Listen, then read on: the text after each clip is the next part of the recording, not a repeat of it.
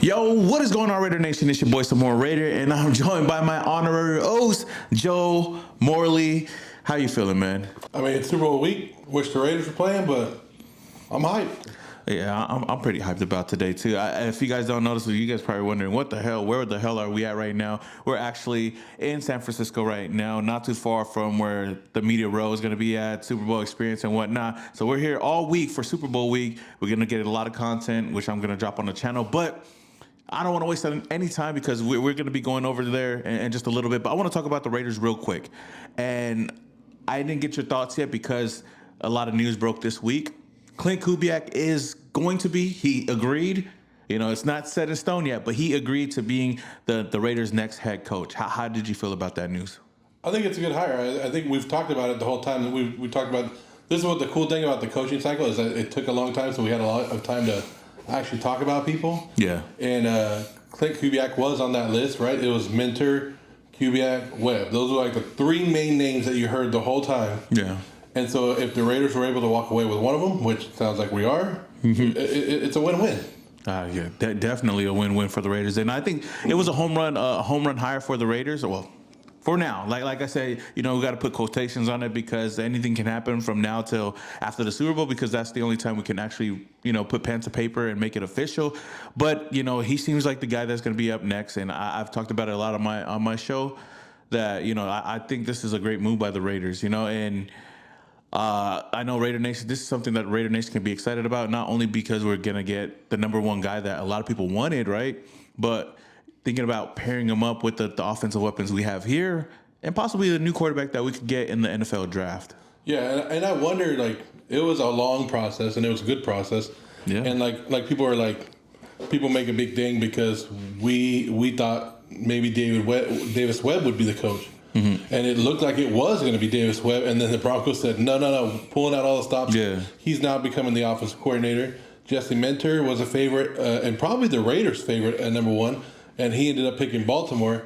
And I think it's just crazy how stuff works out. And Kubiak, there was big rumors, and maybe the Raiders even felt that too, that he was going to go back to Seattle. But I guess there's a connection between John Spytek and his dad, yeah, that kind of made its way out, and maybe that was the final thing to push it over. But either way, I mean, and Tom Brady can convince some people. And Tom Brady was at the last two Seattle games during the playoffs. He called those games. He got to see it in person and see the offense. The Seattle offense has been amazing in the playoffs. So sometimes things work out for a reason, and you know, the longer you wait, and the Raiders out of 10 openings, the Raiders were 9 teams have already hired it. Yeah, basically nine teams. Nine teams are official. Oh yeah, official as far as right now. Yeah, and they played the waiting game. You know, they definitely played a patient game, and I've talked about it before. And I was like, man, you know, the Raiders is doing something that they haven't done in a long time, and that's being patient with their hire. I know that patient is something that Raider fans have been doing for the past 20 plus years, but with this head coaching cycle, it was really important because we had to get the right guy. We had to get the guy that not only, you know, aligned with Tom Brady and John Spytek, but the guy that we know could be the future of this team, to lead this team with a young quarterback, so on and so forth, which I think they did a tremendous job. Like I said, I mean, you even brought it up. We both thought Davis Webb, because Davis Webb was basically that guy, and he pulled out, even though the Broncos job was available for him, he pulled out knowing that he didn't want to be second fiddle to, you know, Clint Kubiak. He didn't want to wait. And the Raiders, if they wanted to hire Davis Webb, they could have hired him. Well, let's say this. Monday of last week, or this week, right? Yeah. Monday was crazy. Until Buffalo hired Joe Brady, everybody, not just us, everybody was saying Davis Webb was going to the Raiders. Yep. Because I think maybe people thought Kubiak might hold out for the Buffalo job. And since Buffalo fired their coach late, they weren't able to get that first interview. You know who got the first interview? The Raiders. That's true. And that's what made us be able to get the second interview this week. And I think Buffalo was like, no, we're not going to wait. We want Joe Brady. And once Buffalo hired Joe Brady, the Raiders were able to just take a deep breath. That is true. And just go, hey, you know what? Let's wait. And if Kubiak's willing to wait, then and meet with us, then we'll do it. And I think that's what caused the Raiders to slow everything down. And because at that point, it was just them versus anybody else. No, that's true. And I mean, even though Davis Webb did pull out and he wasn't going to be our backup option, I mean, the worst case scenario was Ejiro Everose. I mean, and it would have been what it is, like if that was the case. I think the biggest reason why I felt like, Clint might have not been on board because there was a possibility that he would go back. Now, a lot of reports came out before the week of, Adam Schefter saying, oh, he's going to go to one of these two teams. It's going to be one of these two guys. And then other reports saying that it's the Raiders or going back to Seattle. And it just kind of came down to what they could agree with. And there was a lot of reports going around that, Mark Davis was having dinner with Clint Kubiak. That might have sealed the deal, man. Shout out to Marky Mark. The Adam Scheffler report came out after he originally reported all coaching hires will be done by Wednesday. So even he thought Davis Webb was going to the Raiders. But that's what I'm saying. Like, I know a lot of people say, I've seen some comments saying that, oh, what happened to Davis Webb? You guys wanted Davis Webb. And I was like, I wanted Davis Webb. He was my favorite candidate. But that doesn't mean that we didn't want Clint Kubiak because I just thought it wasn't realistic. And I didn't want to get my hopes up for the number one guy. And Davis Webb was an up-and-comer that seemed more realistic than Clint Kubiak. But like you said, with all the moving parts and just having that, I think once Clint Kubiak became more of a real thing for this team, there's like, oh, we'll wait. I'm with you because I think the joke is like we keep throwing like I said, those three candidates were out there and we're like, okay, if we can get any three of these guys, we'll be good with it. We'll be happy with Kubiak. And then in the back of our mind, we're like, but we're the Raiders. Yeah, that's the thing. We're gonna get some weird ass name from out of nowhere. And I think that's what it is. I think we love the coaching search and we love going through it, but in the back of our mind, we kept going, are we really going to get the guy we want, or are we just, is it too good? But even now, it's not official yet, but even now it's like, oh yeah, I have that feeling like, please don't back out. That's the only thing. Dude. And you see Clint Kubiak, there's recent videos at, the opening night and whatnot. Everybody's asking him. He already knows that the questions are coming, and the only thing I'm worried about is the fact that he might be annoyed by it. Like, I'm gonna just take my back. I'm gonna go back to Seattle. Everybody's just bugging me about this, but even their what was their GM name? Like he already kind of confirmed that he's coming to Las Vegas. I think it only makes sense, and this is a perfect hire for the Raiders, and I'm just happy about it. But this is just one step. This doesn't mean that the Raiders are going to turn things around right away.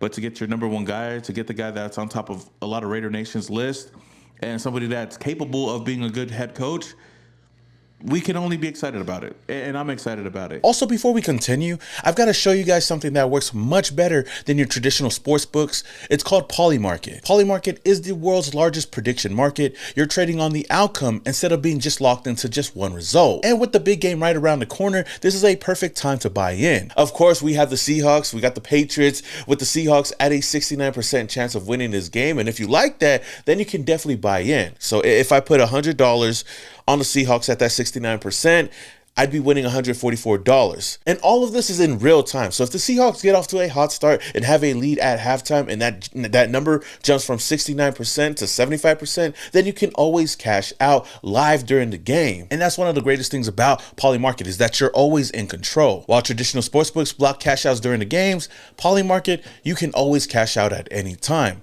And when comparing the fees, it ain't even close. Sportsbooks charges $9 on a $100 win, while Polymarket only charges you 10 cents on a $100 win, so the payouts are much better. They're also available in all 50 states, so if you're trying to get in on the action, then make sure to click the link below and use my promo code Samoan to get exclusive access to the app and also $10 to use in-app when you sign up. Try Polymarket today, and trust me, you won't be disappointed.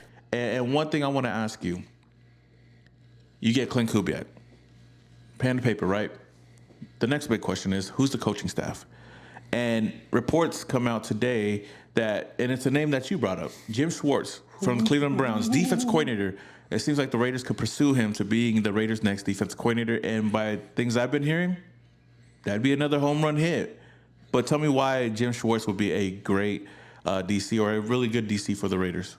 It's not. It would be night and day between Jim Schwartz and Patrick Graham. So different. And then you want to talk about getting the most out of Max. Like if you want to keep Max around here, you want to keep him happy, and you want to, I know people only look at sack totals and they don't look at what Max does in the run game and all that. Yeah. But you want to talk about maximizing Max Crosby, and he's already one of the top guys in the league. And you bring a Jim Schwartz over here, and make him even better and take him to the next level. He's gonna kick him out. He's gonna kick him out little wide 9, make him 1-on-1, make it harder for offenses to get Max double teamed. He's gonna bring the blitz and the attitude that he like it would be the I don't give a fuck attitude, right? Is we're coming after you. We're gonna play hard and we're gonna hit you in the mouth, and we're not gonna allow you to score points. And that Jim Schwartz has been that the whole way when he was the head coach in Detroit. Everywhere that he's gone, he's been a very good defensive coordinator. And just adding him here and just being able to develop people and get the best out of his players is what you're looking for. Yeah, I mean, it makes me excited. I'm not gonna lie, I didn't know too much about him until after the frustration with him and the Cleveland Browns, and even Todd Monken getting the job over there in Cleveland, and it became more of a reality that he might leave or want out. And you were the first person that brought it up, and I was like, okay, he seems capable. But not only you, I've seen a lot of other people also following that trend, saying, hey, bring him over here. That'd be another huge, because you get an offensive mind, defense coordinator is going to be the biggest hire for you in your coaching staff. And what I like about it too is former head coach. Yeah, so he has experience there. Yep. Kubiak, who's going to move from offensive coordinator to head coach, right? And it's always good to have somebody in the building that you could bounce it off of. And to be honest, Jim Schwartz is so well respected. Kubiak doesn't even need to look over his shoulder. He could be like, hey, that's your side, do your thing, and we'll take care of the offense, which works out perfectly. Yeah, I'm excited for the future of the Raiders. I mean, it's hard not to be excited, and I put myself in this corner every single year. Is when the coaching staff starts coming together, I get hyped up again. But I think it's warranted this year. We got the number 1 pick. Fernando Mendoza most likely will be a Raider, and we got the number 1 offense coordinator becoming a head coach. I mean, he's going into the Super Bowl. It's gonna be good, and I'm excited for the future of this team. But hey, I wanted to come together and just kind of talk about this before we head out. Shout out to Joe. It's different though. Yeah, that's what, like you said. We don't want to get hyped up. We said we don't want to get hyped up. We do it all the time. But this one feels different because he's 38 years old.